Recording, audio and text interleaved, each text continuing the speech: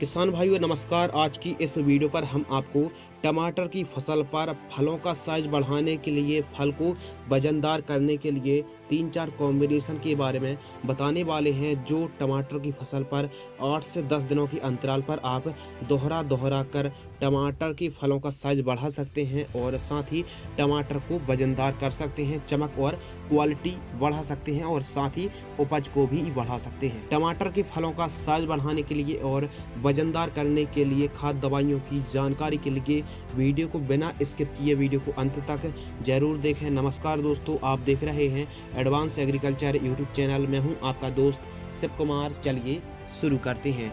देखिए, टमाटर में फलों का साइज बढ़ाने के लिए खाद और दवाई। पहली बात तो ये है कि फल की अवस्था में यानी फ्रूटिंग स्टेज पर ज़्यादा से ज़्यादा पोटास की ज़रूरत पड़ती है टमाटर की फसल के लिए।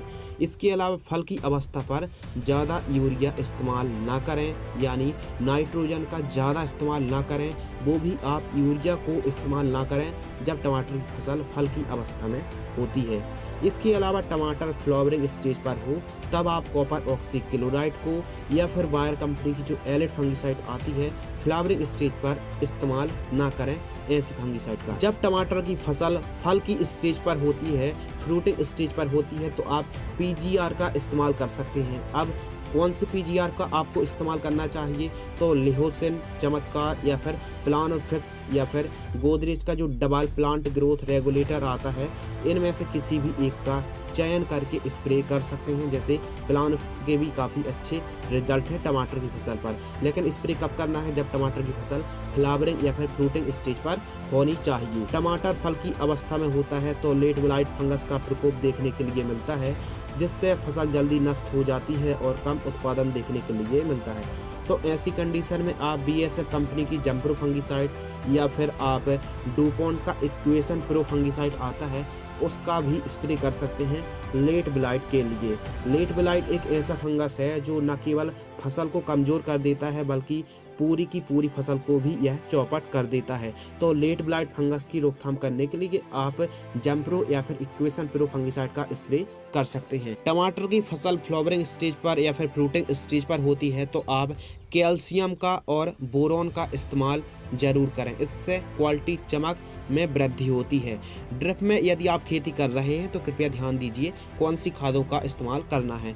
कैल्शियम नाइट्रेट 3 किलोग्राम और बोरॉन को V20% वाली को 500 ग्राम, इन दोनों को मिक्स करके ड्रिप की सहायता से प्रति एकड़ की दर से इस्तेमाल कर सकते हैं। इसके अलावा 10 दिनों बाद आपको NPK 0050 यानी पोटेशियम सल्फेट को 3 किलोग्राम की दर से ड्रिप में छोड़ सकते हैं। इसके अलावा 10 दिन बाद मैग्नीशियम सल्फेट खाद को 2 से 3 किलोग्राम प्रति एकड़ की दर से ड्रिप में छोड़ सकते हैं।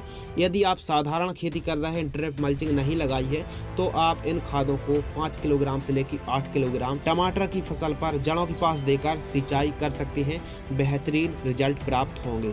यदि कुछ इस प्रकार आप फ्रूटिंग स्टेज पर टमाटर की खेती पर शेड्यूल चलाते हैं तो यकीन मानिए टमाटर की फसल पर साइज में ही वृद्धि होगी और वजनदार के साथ साथ क्वालिटी और चमक बढ़ जाएगी। यदि आप टमाटर की A to Z संपूर्ण जानकारी वाली वीडियो देखना चाहते हैं तो लिंक डिस्क्रिप्शन में मिल जाएगी, जिसमें A to Z संपूर्ण जानकारी बताई है। यदि आपको यह वीडियो पसंद आती है तो वीडियो को आप लाइक कर सकते हैं। धन्यवाद।